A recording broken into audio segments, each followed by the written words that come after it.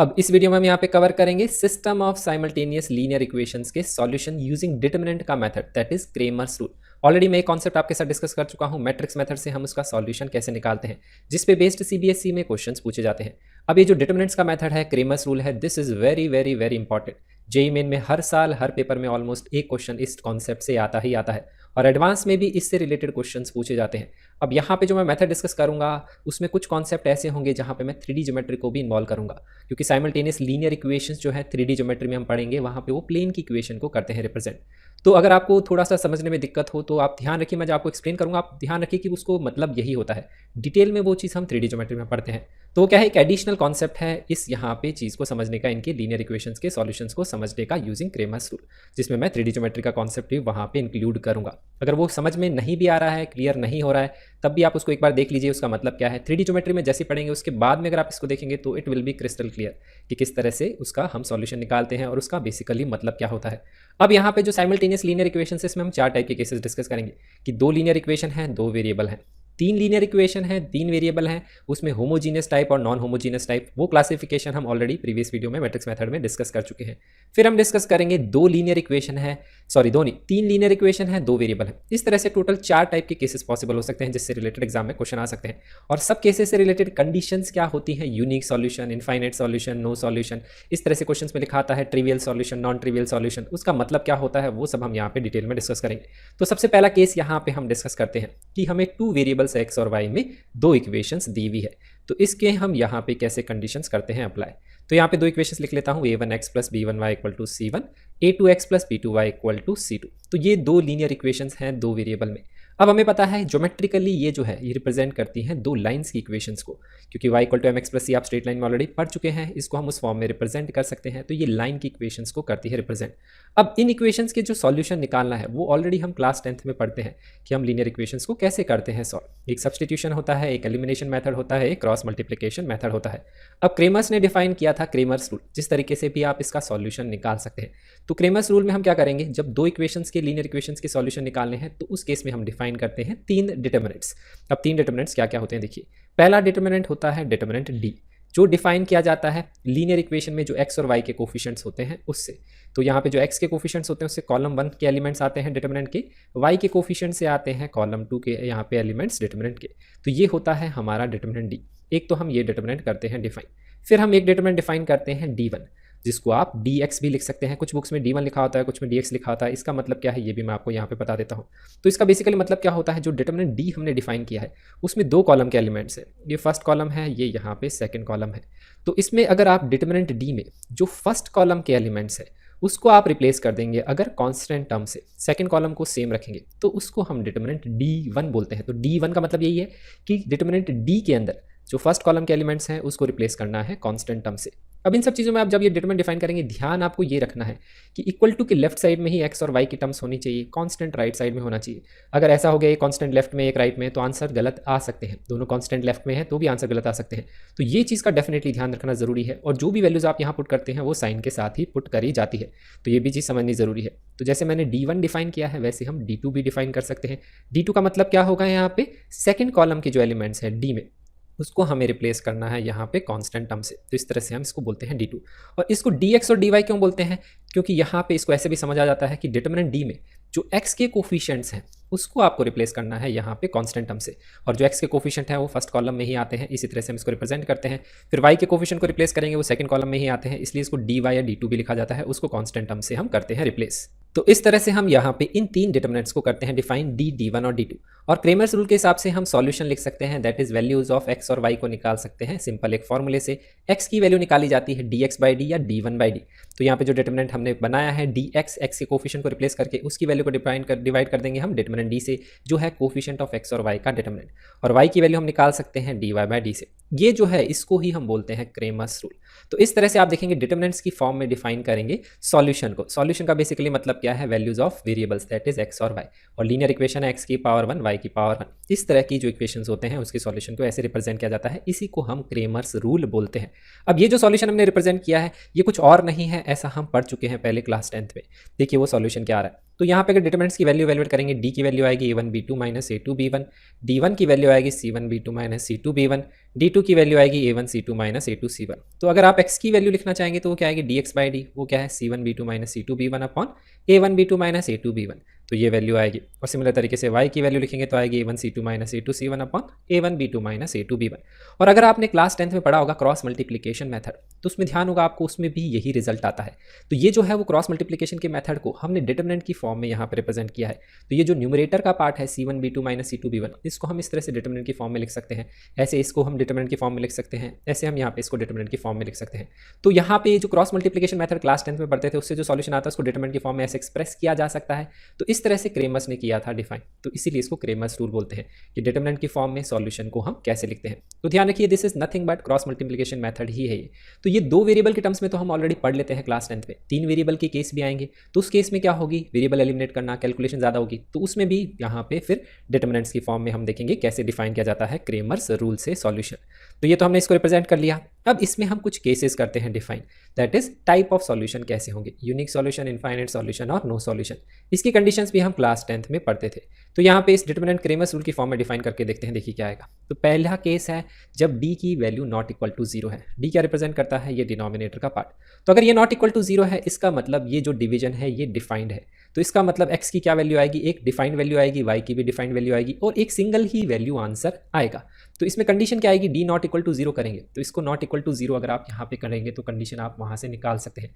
तो कंडीशन क्या आएगी, वो यही आएगी, a1b2 is not equal to a2b1, यही आएगी। आप इसको राइट साइड में ले जाएंगे तो यहाँ से कंडीशन क्या आ रही है, a1/a2 is not equal to b1/b2, तो वो यही कंडीशन लिखी है। और यही कंडीशन हम क्लास 10th में भी पढ़ते थे कि यहाँ पे अगर इसकी वैल्यू नॉट इक्वल टू है, a1/a2 is not equal to b1/b2, तो उस केस में हम बोलते हैं लाइन इंटरसेक्टिंग होती है, एक यूनिक सॉल्यूशन एग्जिस्ट करता है। ये चीज़ हम वहाँ पे भी पढ़ते थे।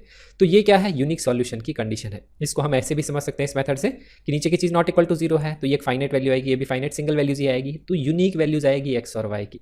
अब यहाँ पे इंटरसेक्टिंग लाइन की फॉर्म में इसको क्यों लिखा हुआ है, क्योंकि अगर आप नोटिस करेंगे इन लाइंस की अगर आप स्लोप करेंगे डिफाइन, तो जो पहली वाली लाइन है अगर मैं उसका स्लोप लिखना चाहूँगा तो यहाँ पे वो फर्स्ट वाली लाइन को मैं कैसे लिख सकता हूँ, y इक्वल टू लिख सकता हूँ b1y equal to minus a1x plus c1। तो यहाँ से अगर y की वैल्यू लिखूंगा तो मैं लिखूंगा माइनस a1/b1x प्लस c1/b1, इसको ऐसे लिखूंगा। तो ये हमें दिख रहा है, ये है स्लोप ऑफ लाइन। तो ये पहली लाइन का स्लोप है, ठीक है, स्लोप 1 लिख लेते हैं। तो यहाँ पे अगर ये जो रिजल्ट है इसको मैं ऐसे लिख सकता हूँ, a1/b1 is not equal to b1/b2। मैं आपको एक्सप्लेन कर रहा हूँ कि इंटरसेक्टिंग लाइन्स का केस क्यों रिप्रेजेंट कर रहा है यहाँ पे स्ट्रेट लाइन के कॉन्सेप्ट से। तो ये फर्स्ट लाइन का स्लोप है, अगर मैं दोनों तरफ माइनस से मल्टीप्लाई कर दूँ तो यहाँ पे ये माइनस, यहाँ पे क्या आएगा, ये गलत लिखा है मैंने, यहाँ पे आएगा a2/b2। तो यहाँ पे आ गया है that is slope of one line, और जो स्लोप ऑफ सेकंड लाइन है वो इक्वल नहीं है। तो हमें पता है दो लाइन का अगर स्लोप इक्वल नहीं है तो डेफिनेटली इंटरसेक्ट करेंगे, इसीलिए इंटरसेक्टिंग लाइन के केस को करता है डिफाइन। और हमें पता है दो लाइन का इंटरसेक्शन पॉइंट एक सिंगल पॉइंट ही आता है, यूनिक पॉइंट आता है, तो इस तरह से भी समझ सकते हैं कि इसका सॉल्यूशन यूनिक आएगा। तो ये स्लोप की टर्म्स में भी समझा जा सकता है, ऐसे भी इसको हम यहाँ पे समझ सकते हैं। तो ये हो गया हमारा फर्स्ट केस, यूनिक सॉल्यूशन की ये कंडीशन होती है कि इन दोनों लाइन का स्लोप क्या है, इक्वल नहीं होगा, तो इससे हमें समझ में आता है। सेकंड केस बना सकते हैं, डी की वैल्यू नॉट इक्वल टू 0, मतलब ये डिटरमिनेंट जो डिवीजन में है अगर इसकी वैल्यू 0 हो जाएगी तो उस केस में सॉल्यूशन कैसे निकालेंगे। तो उस केस में जो क्रेमर्स रूल से सॉल्यूशन है फिर तो डिफाइन ही नहीं होगा, क्योंकि डिनोमिनेटर का पार्ट 0 हो गया। तो उस केस में इस सॉल्यूशन को हम कैसे रिप्रेजेंट करेंगे, इससे कंडीशंस कैसे निकालेंगे। तो यहाँ पे सॉल्यूशन को हम ऐसे लिखते हैं, dx equal to x multiplied by D, dy equal to y multiplied by D, इसको हम ऐसे रिप्रेजेंट करते हैं। अब अगर इसकी वैल्यू 0 है तो लेफ्ट साइड मुझे दिख रहा है दिस इज ऑलवेज 0, तो ये वैल्यू मुझे हमेशा 0 मिल रही है। तो अगर ये वैल्यू 0 है तो यहाँ पे अब राइट साइड में हम कंडीशन लगा सकते हैं। तो पहली कंडीशन लगा सकते हैं कि राइट साइड में जो दोनों dx और dy मैंने डिटरमिनेंट लिखे हैं उसकी वैल्यू क्या है, इक्वल टू 0 है। तो अगर ये दोनों इक्वल टू 0 है तो यहाँ पे लेफ्ट में तो है ही 0, तो ये 0 इक्वल टू 0, ये भी 0 इक्वल टू 0, तो उस केस में हम समझ सकते हैं x और y की, तो आप कोई भी वैल्यू पुट कर दीजिए रियल वैल्यू, हमेशा 0 इक्वल टू 0 ही आएगा। तो इसका मतलब है x is also real number, y is also any real number, तो x और y की इनफाइनाइट वैल्यूज एग्जिस्ट कर सकती हैं। तो उस केस में हम ऐसे समझ सकते हैं कि इनफाइनाइट सॉल्यूशन एग्जिस्ट करेंगे यूजिंग द क्रेमर्स रूल के, यहाँ पे सॉल्यूशन को इस तरह से रिप्रेजेंट करके। अब यहाँ पे अगर इसको आप इक्वल टू 0 करेंगे, कंडीशन निकालेंगे, तो कंडीशन आएगी a1/a2 equal to b1/b2 equal to c1/c2। तो आप यहाँ कर सकते हैं, इसको इक्वल टू 0 करेंगे तो आएगा a1/2 इक्वल टू b1/b2, और यहाँ पे इसको 0 करेंगे तो यहाँ से आएगा b1/b2 इक्वल टू c1/c2। तो उन दोनों से ही ये कंडीशन आ जाएगी। तो ये इनफाइनाइट सॉल्यूशन की कंडीशन होती है, इसको हम यहाँ पे क्रेमर्स रूल से ऐसे भी समझ सकते हैं। तो ये चीज़ हमें समझ में आती है। अब यहाँ पे लाइन के टर्म्स में कैसे रिप्रेजेंट करेगा, दीज आर कोइंसिडेंट लाइंस, क्योंकि मुझे दिख रहा है एक्स के कोफिशिएंट का रेशियो, वाई के कोफिशिएंट का रेशियो और कांस्टेंट टर्म का रेशियो अगर सब कुछ ही इक्वल है तो वो तो सेम ही लाइन को रिप्रेजेंट करता है। जैसे यहाँ पे अगर मैं एक लाइन ले लेता हूँ X plus Y equal to 3 और दूसरी लाइन में ले लेता हूँ 2x plus 2y equal to 6, अब मुझे पता है ये सेम ही लाइन है, क्योंकि यहाँ पे देखिए अगर मैं इसको पूरे को 2 से डिवाइड कर दूँ तो मुझे ये लाइन मिल जाएगी। या हम ऐसे भी समझ सकते हैं कोफिशिएंट ऑफ x का रेशियो क्या आएगा, दैट इज 1/2, y का रेशियो क्या आएगा 1/2, कांस्टेंट का रेशियो क्या आएगा 3/6, ये क्या है आपस में इक्वल ही है, तो यही कंडीशन है। तो इस केस में अगर ये कोइंसिडेंट लाइन है तो इनफाइनाइट सॉल्यूशन आएंगे, क्योंकि वो एक ही लाइन की इक्वेशन को रिप्रेजेंट करता है और एक लाइन के ऊपर infinite points x, y satisfy कर सकते हैं रियल वैल्यूज के लिए, तो इसीलिए इस केस में इनफाइनाइट सॉल्यूशन है। तो ज्योमेट्रिकली हम इस चीज़ को ऐसे समझते हैं। फिर यहाँ पे आप केस भी लेते हैं, तो केस भी मैं लेता हूँ कि दोनों के दोनों d जो है नॉट इक्वल टू 0 है, तो ये केस मैंने यहाँ पे बना लिया। अब यहाँ पे इसके हिसाब से तो मैंने केस मिस कर दिया, क्योंकि जो भी पॉसिबल केसेस हो सकते हैं हम तो वही बना रहे हैं। तो यहाँ पे तो मैंने बनाया दोनों इक्वल टू 0 है corresponding to d equal to 0।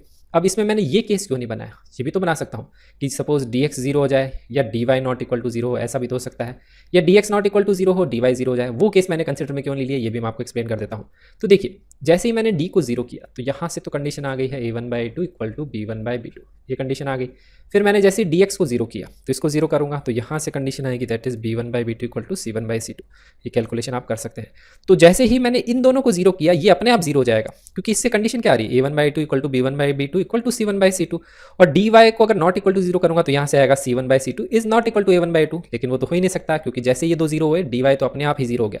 तो ऐसा कोई केस बन ही नहीं सकता कि dx नॉट इक्वल टू 0 हो और dy 0 हो, ऐसा केस नहीं बन सकता, या dy नॉट इक्वल टू 0 हो dx 0, ऐसा नहीं हो सकता। या तो ये होगा दोनों 0 होंगे या ये होगा दोनों 0 नहीं होंगे, यही दो पॉसिबल केसेस इस d इक्वल टू 0 में बन सकते हैं। तो वो दोनों केसेस हमने यहाँ पे बना दिए। अब यहाँ पे देखिए अगर ये दोनों ही नॉट इक्वल टू 0 हैं तो लेफ्ट की वैल्यू तो मुझे दिख रही है हमेशा 0 ही होगी, राइट की वैल्यू नॉट इक्वल टू 0 होगी, तो दोनों इक्वल कैसे हो सकती हैं, तो इक्वल हो ही नहीं सकती। ऐसी x की और y की कोई वैल्यू एग्जिस्ट ही नहीं कर सकती कि लेफ्ट और राइट आपस में इक्वल हो जाए, तो इसीलिए हम बोलते हैं x की y की कोई वैल्यू एग्जिस्ट नहीं करती है, so therefore there is no solution, तो हम ये नो सॉल्यूशन की कंडीशन बोलते हैं। तो इससे आप कंडीशन निकालेंगे तो क्या आएगी, देखिए यहाँ से तो कंडीशन आ रही है a1/a2 is equal to b1/b2, यही कंडीशन आ रही है। और यहाँ पे अगर आप dx को नॉट इक्वल टू 0 करेंगे तो इससे क्या कंडीशन आ रही है, this is not equal to 0, तो यहाँ से कंडीशन निकालेंगे तो आएगी b1/b2 is not equal to c1/c2, ये कंडीशन आएगी। फिर इसको नॉट इक्वल टू 0 करेंगे, इससे भी यही आएगा, इससे क्या कंडीशन आएगी, that is a1/a2 is not equal to c1/c2, तो ये वाली कंडीशन आएगी अगर इन दोनों को आप नॉट इक्वल टू 0 करेंगे। तो इससे मुझे यहाँ पे दिख रहा है कि a1/a2 भी नॉट इक्वल टू c1/c2 है, b1/b2 is not equal to c1/c2, लेकिन ये दोनों इक्वल हैं, इसका मतलब a1/a2 equal to b1/b2 is not equal to c1/c2, तो यही कंडीशन आएगी। तो यही कंडीशन हमने यहाँ पे लिखी है। अब ज्योमेट्रिकली इसको कैसे समझेंगे, ये रिप्रेजेंट करता है दो पैरेलल लाइंस को, क्योंकि मैंने अभी आपको बताया था ये वाला जो पार्ट था ये इससे क्या आ रहा था, अगर ये दोनों इक्वल आ रहे हैं मतलब दोनों लाइन का स्लोप इक्वल है, और यहाँ पे कांस्टेंट टर्म का रेशियो इक्वल नहीं है मतलब ये लाइन कोइंसिडेंट नहीं है। अगर ये कांस्टेंट का भी रेशियो इक्वल हो जाता तो कोइंसिडेंट हो जाती, लेकिन इसका मतलब सिर्फ स्लोप इक्वल है। स्लोप इक्वल मतलब पैरेलल लाइंस, और पैरेलल लाइंस कभी भी आपस में इंटरसेक्ट नहीं कर सकती, तो एक्स और वाई की कोई वैल्यू आएगी नहीं, इसीलिए इसका मतलब क्या है, नो सॉल्यूशन। तो ये है कंप्लीट कॉन्सेप्ट इसको समझने का। इस तरह से हम यहाँ पे क्रेमर्स रूल से एक कंडीशन निकाल सकते हैं। ये कंडीशंस आपने क्लास 10th में भी पढ़ी थी इसके बेसिस के हिसाब से, तो उसको हम ऐसे भी समझ सकते हैं। तो ये कंडीशंस होती है। अब यहाँ पे जो हो गई है 2 वेरिएबल्स एक्स वाई में 2 इक्वेशंस, इससे रिलेटेड हम एक एग्जाम्पल भी देख लेते हैं। उससे पहले मैं आपको ये भी बता देता हूँ कि मैंने आपको पहले एक्सप्लेन किया था साइमल्टेनियसली लीनियर इक्वेशन का सिस्टम कंसिस्टेंट इनकंसिस्टेंट वर्ड से भी एक्सप्लेन किया था मैट्रिक्स मेथड में। कंसिस्टेंट का मतलब है सॉल्यूशन एग्जिस्ट करता है, तो यूनिक सॉल्यूशन का जो केस है इसका मतलब कंसिस्टेंट है। इनफाइनाइट सॉल्यूशन का केस है मतलब कंसिस्टेंट है क्योंकि सॉल्यूशन है। नो सॉल्यूशन मतलब इनकंसिस्टेंट सिस्टम ऑफ इक्वेशंस। तो अगर क्वेश्चन में आता है कंसिस्टेंट सिस्टम ऑफ इक्वेशंस है, इसका मतलब डी पे तो कोई कंडीशन है ही नहीं, डी इक्वल टू 0 भी हो सकता है, नॉट इक्वल टू 0 भी हो सकता है। इनकंसिस्टेंट के लिए हम कंडीशन लगा सकते हैं कि डी इक्वल टू 0 होगा और D X D Y not equal to 0 होगा, ये मतलब ये वाली कंडीशन लगानी है अगर इनकंसिस्टेंट का केस आता है तो। और कंसिस्टेंट का केस आता है तो या तो ये हो सकता है या ये हो सकता है, दोनों कंडीशन हमें अप्लाई करनी होती है। तो अब देखते हैं इससे रिलेटेड एक क्वेश्चन, एक एग्जांपल देखते हैं। The number of values of K for which the system of equation, एक ये लीनियर इक्वेशन है, एक ये लीनियर इक्वेशन है। देखेंगे एक्स वाई लेफ्ट में ही है, कांस्टेंट राइट में है, एक्स वाई लेफ्ट में ही है, कांस्टेंट राइट में, तो पहला चेक हमारा कंप्लीट हो गया। इसका नो सॉल्यूशन की बात हो रही है, तो दोनों इक्वेशन को हम इसी तरह से डायरेक्टली यहाँ पे लिख लेंगे क्योंकि यहाँ पे स्टैंडर्ड फॉर्म में ही लिखा हुआ है। तो नो सॉल्यूशन की कंडीशन अप्लाई करेंगे। तो नो सॉल्यूशन की कंडीशन क्या होती है, अभी हमने डिस्कस करी, यहाँ पे लाइंस पैरेलल होंगी, कोइंसिडेंट नहीं होगी, तो this is not equal to c1/c2। तो ये वैल्यूज कर लेंगे अब हम डिफाइन। तो यहाँ पे a1 रिप्रेजेंट करता है x का ये कोफिशिएंट, a2 ये है, तो a1/a2 आएगा इक्वल टू b1/b2 आएगा, is not equal to c1/c2 आएगा। तो ये कंडीशन करेंगे अप्लाई। तो इक्वेलिटी के हिसाब से तो हम k की वैल्यू कर लेंगे सॉल्व, तो इन दोनों को हम यहाँ पे करेंगे इक्वेट, क्रॉस मल्टीप्लाई करेंगे, सॉल्व कर लेंगे, k में बन जाएगी एक क्वाड्रेटिक। उस क्वाड्रेटिक को आप सॉल्व करेंगे तो k की दो वैल्यूज आएंगी 1 और 3। अब ध्यान रखिए ये नंबर ऑफ वैल्यूज़ का क्वेश्चन है, जान करके क्वेश्चन ऐसे बनाया जाता है। ये प्रीवियस ईयर में भी पूछा गया है सेम टाइप का क्वेश्चन। ये दोनों वैल्यूज़ जो है ये आंसर नहीं है, आंसर नंबर ऑफ वैल्यूज़ 2 नहीं है, क्योंकि हमें इसमें ये भी कंडीशन चेक करनी पड़ेगी कि ये दोनों इक्वल नहीं आने चाहिए। ये भी कंडीशन आपको चेक करनी है। तो एक तरीका तो ये है कि आप के की वैल्यूज़ यहाँ पे दोनों वैल्यू पुट करके चेक कर लीजिए कि C1/C2 के बराबर नहीं आ रहा है। दूसरा तरीका ये है आप इस इक्वेशन को सॉल्व कर लीजिए, इनइक्वालिटी को, उससे देख लीजिए के की क्या वैल्यू नॉट इक्वल टू आ रही है। तो इस तरह से आप चेक कर सकते हैं। तो आप देखिए अब यहाँ पे मैं चेक कर लेता हूँ। तो के की वैल्यू पहले मैं ले लेता हूँ 1, के की वैल्यू 1 लूँगा और फिर लूँगा के की वैल्यू 3। 1 पुट करूँगा यहाँ सब जगह तो क्या आएगा देखिए। अब अगर हम यहाँ पे इसको सिंप्लीफाई करेंगे तो ये आ रहा है 2/1 दैट इज़ 2, ये आ रहा है 8/4 दैट इज़ 2, यहाँ पे भी देखेंगे क्या आ रहा है 4/2 दैट इज ऑल्सो 2। तो ये नॉट इक्वल टू की कंडीशन तो सेटिस्फाई नहीं कर रहा के इक्वल टू 1, तो ये के इक्वल टू 1 आंसर नहीं ले सकते। के इक्वल टू 3 के लिए चेक करेंगे यहाँ पे, तो सेम वैल्यू के की जगह 3 पुट कर देंगे, तो ये 4/3 आ रहा है, ये 8/6 भी 4/3 होता है, लेकिन ये देखेंगे ये 12 कितना आएगा दैट इज 8, 12/8 होता है 3/2, तो देखिए ये इसके इक्वल नहीं आ रहा। तो इसका मतलब के की वैल्यू हम 3 ले सकते हैं। तो देखिए आंसर दिखने में 2 आ रहे थे लेकिन आंसर एक ही है दैट इज के इक्वल टू 3। तो नंबर ऑफ वैल्यूज ऑफ के का अगर क्वेश्चन है तो सिर्फ एक ही वैल्यू ऑफ के एग्जिस्ट करती है। तो हमारे इस क्वेश्चन का आंसर क्या है, ऑप्शन नंबर 2। ये चीज़ हमें यहाँ पे समझ में आती है। अब नेक्स्ट पार्ट में हम यहाँ पे डिस्कस करते हैं साइमल्टेनियस लीनियर इक्वेशंस इन 3 वेरिएबल्स x, y, z, जिसमें क्या है 3 इक्वेशंस होगी x, y और z के अंदर। तो इसमें भी 2 केसेस पॉसिबल हैं। इसमें पहला केस पॉसिबल है that is of non homogeneous type equations. तो होमोजीनियस नॉन होमोजीनियस जो कैरेक्टराइजेशन है कैसे हम क्लासीफाई करते हैं वो ऑलरेडी हम मैट्रिक्स मेथड में डिस्कस कर चुके हैं। तो यहाँ पे इस तरह से लेंगे हम 3 linear equations x, y, z में, a1x + b1y + c1z = d1, a2x + b2y + c2z = d2, a3x + b3y + c3z = d3। अब ये नॉन होमोजीनियस टाइप का मतलब क्या होता है, ये constant term not equal to 0 होगी। अब यहाँ पे भी वही कन्वेंशन फॉलो करेंगे, इक्वल टू के राइट साइड में कांस्टेंट टर्म लिखना है, लेफ्ट साइड में ऑर्डर से x, y और z की टर्म्स लिखनी है कोफिशिएंट के साथ में। अब जब मैंने देखा था कि 2 इक्वेशन थी 2 वेरिएबल x, y में, वो रिप्रेजेंट करती हैं 2 लाइन की इक्वेशंस को। तो 3 इक्वेशन होती हैं 3 वेरिएबल x, y, z में, वो रिप्रेजेंट करती हैं 3 इक्वेशन ऑफ प्लेन्स को। अब ये जो प्लेन्स का कॉन्सेप्ट है this is related to 3D geometry. तो यहाँ पे मैं इसको एक्सप्लेन करने की कोशिश करता हूँ, आपको समझ में आएगा तो ठीक है, नहीं आएगा तो जब आप 3D ज्योमेट्री पढ़ेंगे तो ये आपको क्लियर हो जाएगा। इससे जो कंडीशंस आएंगे उसमें फर्क नहीं पड़ेगा, लेकिन कंडीशंस को समझना क्या होता है ईजी हो जाता है ज्योमेट्री से। तो इसलिए इसका ज्योमेट्रिकल इंटरप्रिटेशन भी हम साथ में ही देखते हैं, क्योंकि इससे रिलेटेड क्वेश्चन जो है 3D ज्योमेट्री में भी पूछा जा चुका है एडवांस में, जिसमें ये कॉन्सेप्ट अप्लाई होते हैं। तो वाइसा वर्सा डिटरमिनेंट्स में पूछा जाता है, तो उसमें ये जो प्लेन वर्ड है इसको यूज कर लेते हैं क्वेश्चन में। इसीलिए आपको क्लियर होना चाहिए कि प्लेन वर्ड का मतलब क्या है। तो प्लेन जो होता है उसको जनरली हम इस तरह से रिप्रेजेंट करते हैं, this is how a plane is represented. तो ये बेसिकली क्या है, एक प्लेन को रिप्रेजेंट करता है। तो प्लेन का बेसिकली रिप्रेजेंटेशन का मतलब क्या है, this is nothing but a piece of paper. अब प्लेन और लाइन में डिफरेंस क्या होता है देखिए। तो लाइन को अगर मैं रिप्रेजेंट करूंगा तो लाइन कुछ इस तरह से होती है, this is a single line. तो लाइन के ऊपर अगर कोई भी पॉइंट रिप्रेजेंट करना है तो उसके लिए 2 कोऑर्डिनेट चाहिए होते हैं एक्स और वाई, और प्लेन के ऊपर अगर कोई पॉइंट रिप्रेजेंट करना है तो इसमें 3 कोऑर्डिनेट चाहिए होते हैं एक्स, वाई और जेड। तो इसको शॉर्ट तरीके से समझने का तरीका क्या है देखिए, इसको आप ऐसे समझ सकते हैं कि अगर मैं इस प्लेन को यहाँ पे देखूंगा राइट साइड से या लेफ्ट साइड से या इधर से, तो अगर मैं इधर से देखूंगा तो उसमें क्या कर रहा हूँ, मैं इसी प्लेन में खड़ा होकर यहाँ से इस डायरेक्शन में देख रहा हूँ, तो मुझे ये क्या दिखेगी, एक सिंगल लाइन की फॉर्म में ही दिखेगी। This is how this plane will look. अगर मैं इसको इस तरफ से देखता हूँ तो ये एक लाइन को ही रिप्रेजेंट करेगा। तो हमने लाइन में क्या किया, एक तीसरा डायमेंशन ऐड कर दिया, वो हमारा इस केस में क्या है, जेड डायमेंशन।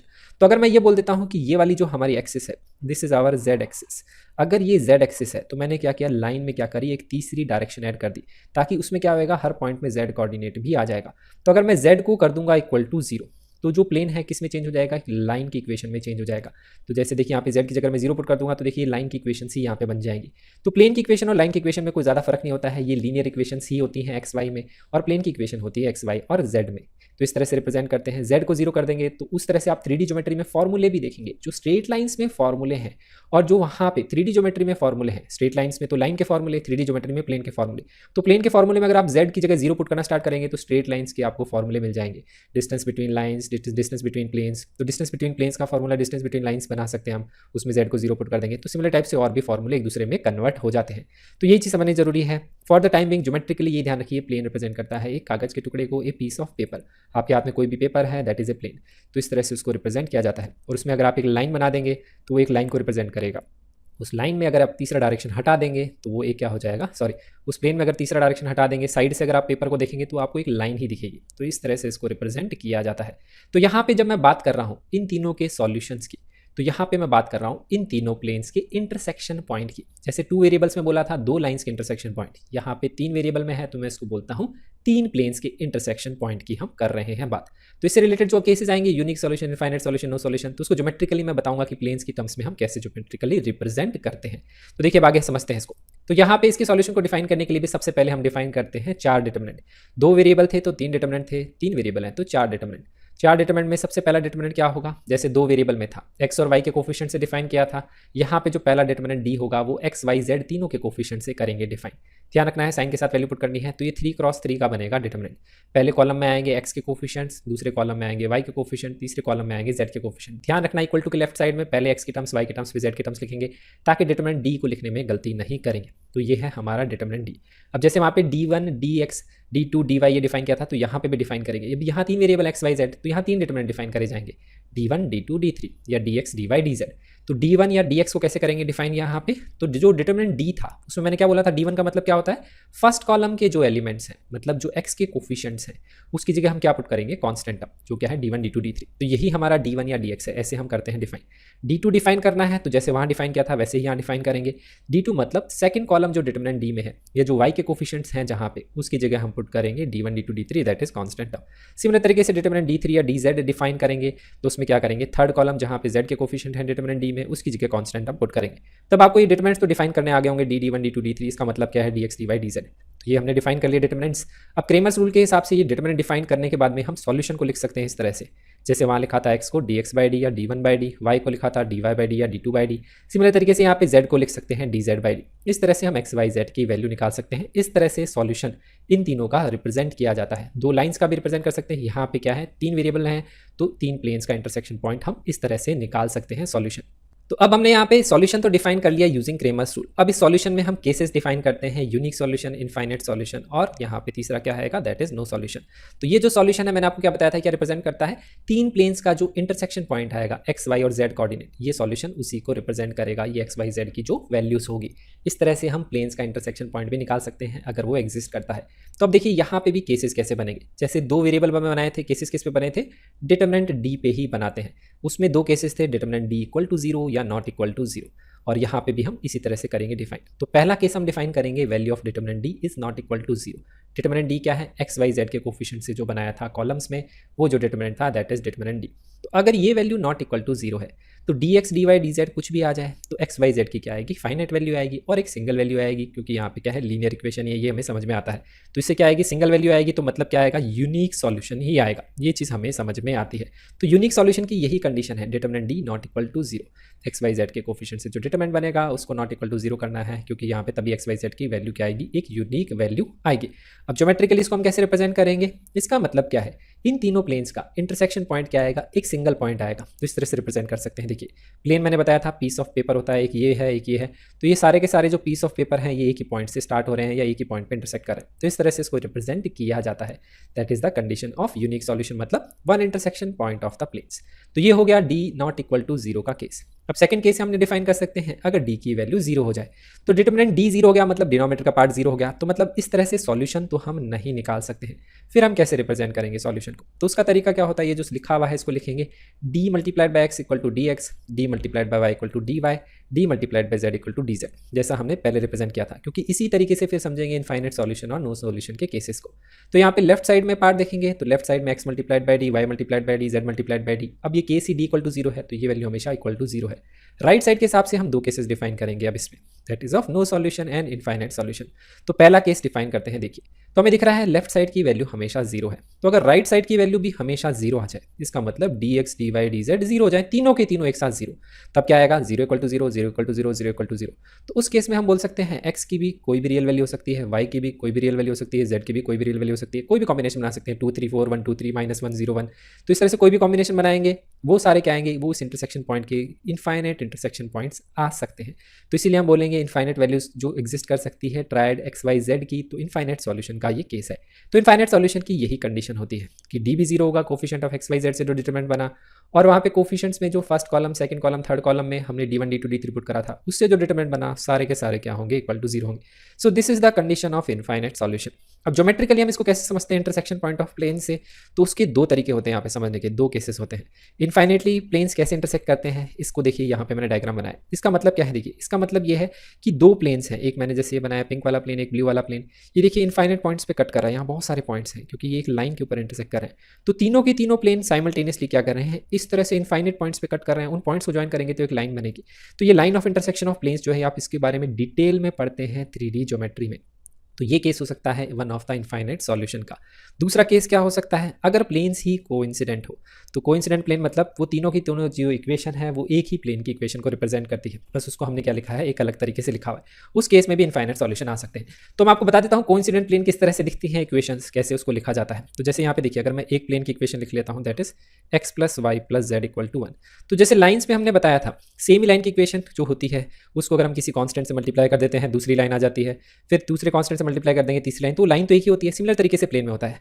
अगर सपोज ये प्लेन की इक्वेशन है, suppose 2x plus Y plus Z equal to 1, तो इसका जो कोइंसिडेंट प्लेन ऐसे होगा, इसका पूरे का कुछ मल्टीपल। मतलब कैसे होगा, यहाँ पे इसको अगर मैं मल्टीप्लाई कर देता हूँ 2 से, तो ये जो आएगा 4x plus 2y plus 2z equal to 2। ये क्या है, ये दोनों कोइंसिडेंट प्लेन है। अब 3 यहाँ पे इक्वेशन लिखी है, तो इसको आप चाहें तो -3 से मल्टीप्लाई कर सकते हैं, तो -6x -3y -3z equal to -3 ऐसे लिख सकते हैं। तो ये क्या है, तीनों कोइंसिडेंट प्लेन्स है।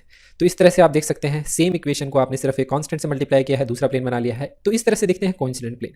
कोइंसिडेंट प्लेन के लिए कंडीशन क्या होती है, तो इसका मतलब क्या है, इसी के मल्टीपल बाकी लिखे हुए हैं। तो यहाँ पे कंडीशन हम इस तरह से चेक कर लेते हैं, a1/a2 equal to b1/b2 equal to c1/c2 equal to d1/d2। तो इस तरह से जो इक्वेशन अगर आपको एक्स वाई जेड में दिखती है, ये तीन इक्वेशन कि जिसमें इसका रेशो इक्वल टू इसका रेशो इक्वल टू इसका रेशो इक्वल टू इसका रेशो, और सेम तरीके से a2/a3 equal to b2/b3 equal to c2/c3 equal to d2/d3।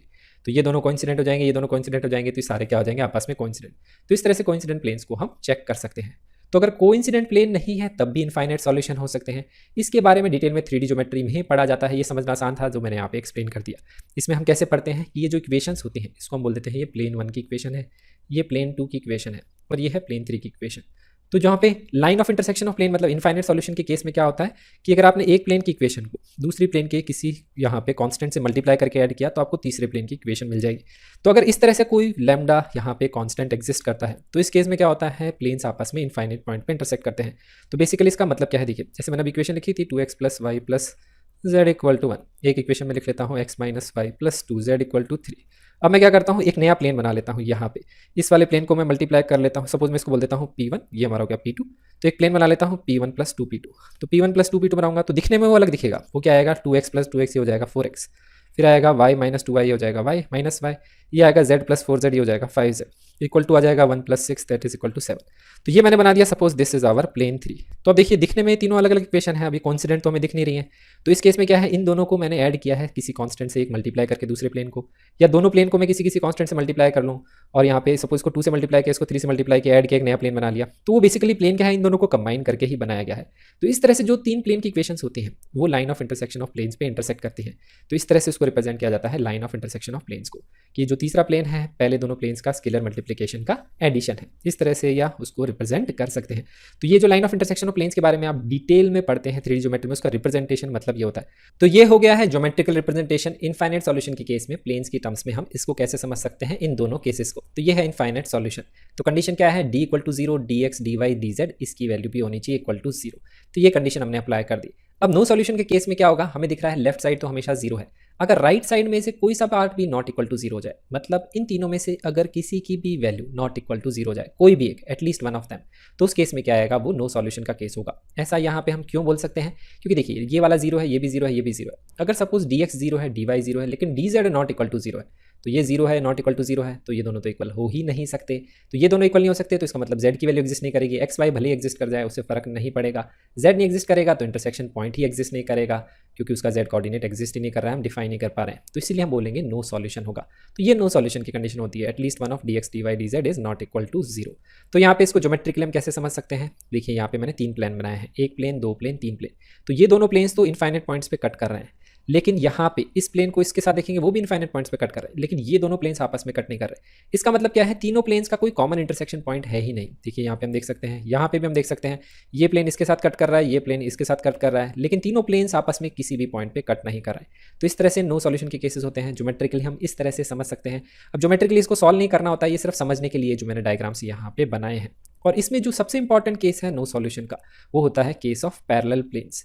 अगर प्लेन्स आपस में पैरेलल हैं तो उस केस में क्या आएंगे, आपस में इंटरसेक्शन पॉइंट नहीं आएगा, तो उस केस में भी क्या बोलेंगे हम, यहाँ पे नो सॉल्यूशन एग्जिस्ट करेगा। पैरेलल प्लेन्स और कोइंसिडेंट प्लेन्स में फर्क क्या होता है, कोइंसिडेंट में तो मैंने बताया था a1/a2 b1/b2 c1/c2 equal to d1/d2, सब कुछ सेम होना चाहिए रेशो।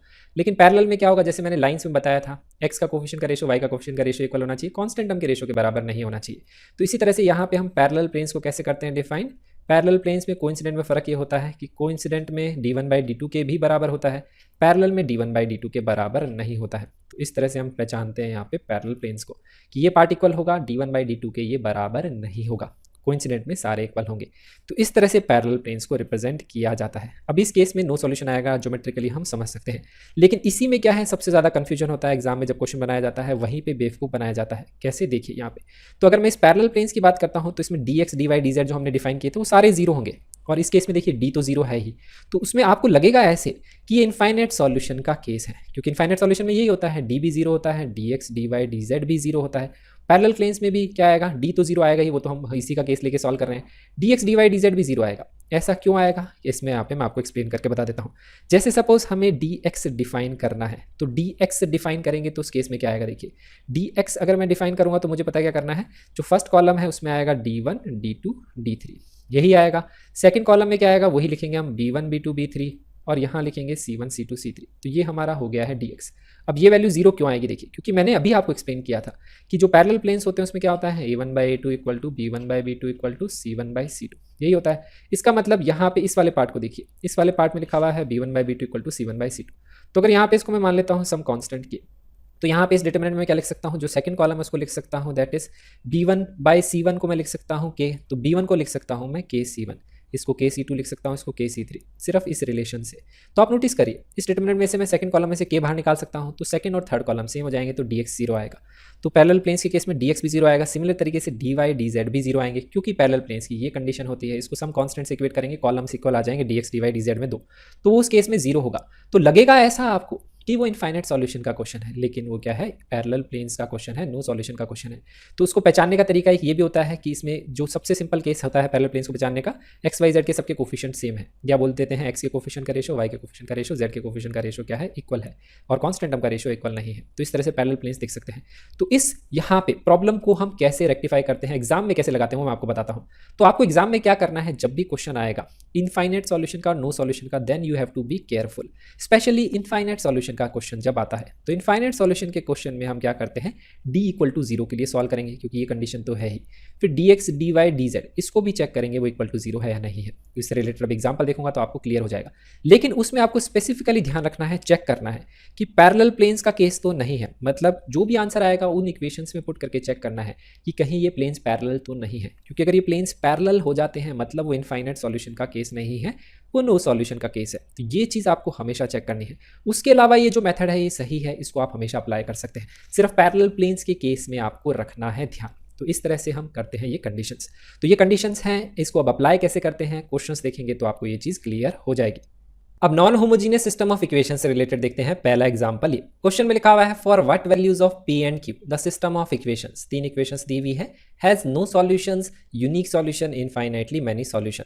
तो हमें p और q यहाँ पे जो कोफिशिएंट्स हैं इसके बारे में कंडीशन बतानी है क्या होगी। तीन लीनियर इक्वेशन दी हुई है, तीन वेरिएबल x y z में, नॉन होमोजीनियस टाइप है। तो ये कंडीशन अप्लाई करेंगे जो हम ऑलरेडी डिस्कस कर चुके हैं। तो तीन इक्वेशंस को ऐसे लिखना है, x y z की टर्म्स को ऑर्डर में लिखना है, लेफ्ट साइड में कोफिशिएंट के साथ में, राइट में लिखना है कांस्टेंट टर्म को। फिर उसके बाद में हम सबसे पहले कंडीशंस अप्लाई करेंगे।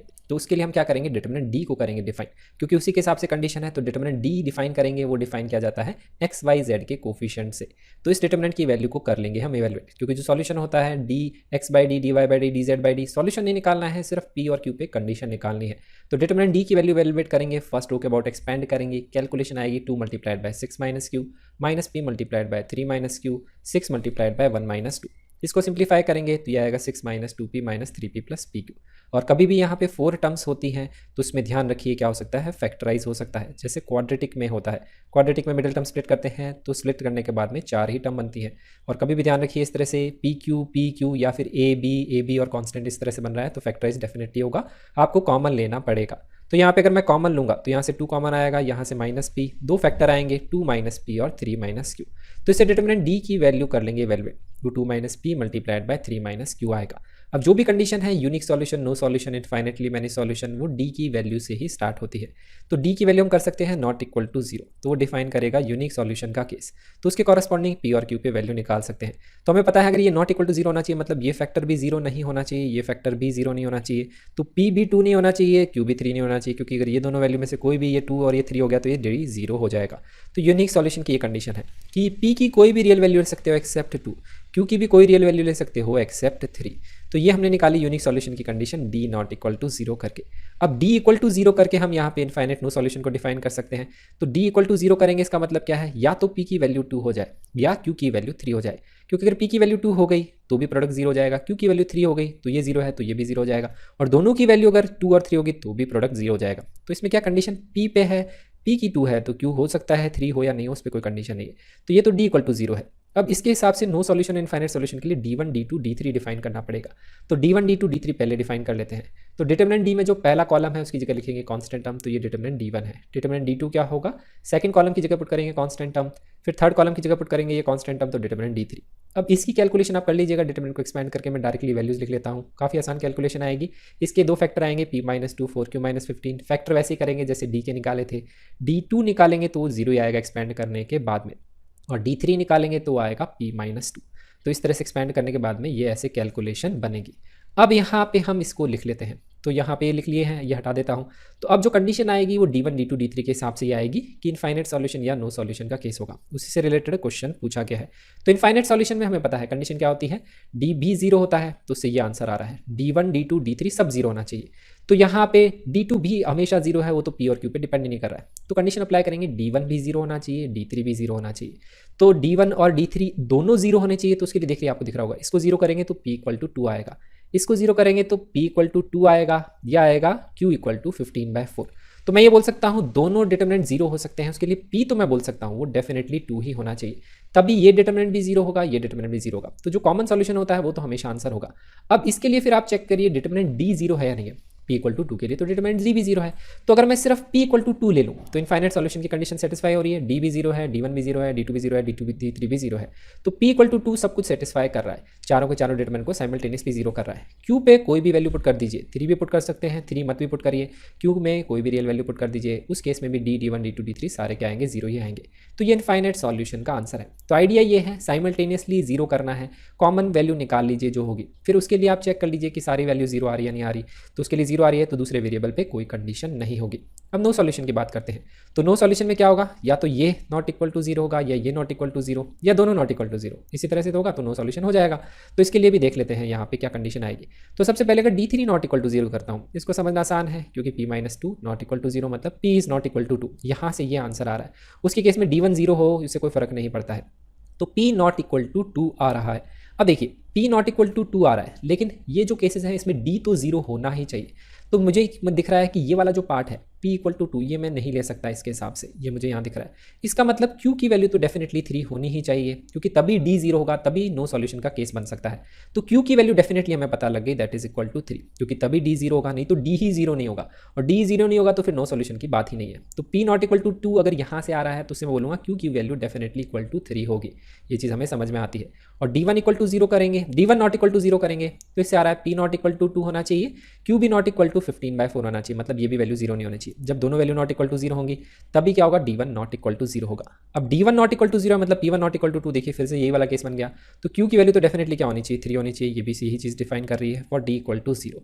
तो यहाँ से मैं ये समझ सकता हूँ कि D1 नॉट इक्वल टू 0 से भी आंसर क्या आ रहा है, P not equal to 2 Q equal to 3, D3 से भी यही आ रहा है, और अगर दोनों को ले लूँगा दिस एंड दिस तो उससे भी यही आंसर आएगा।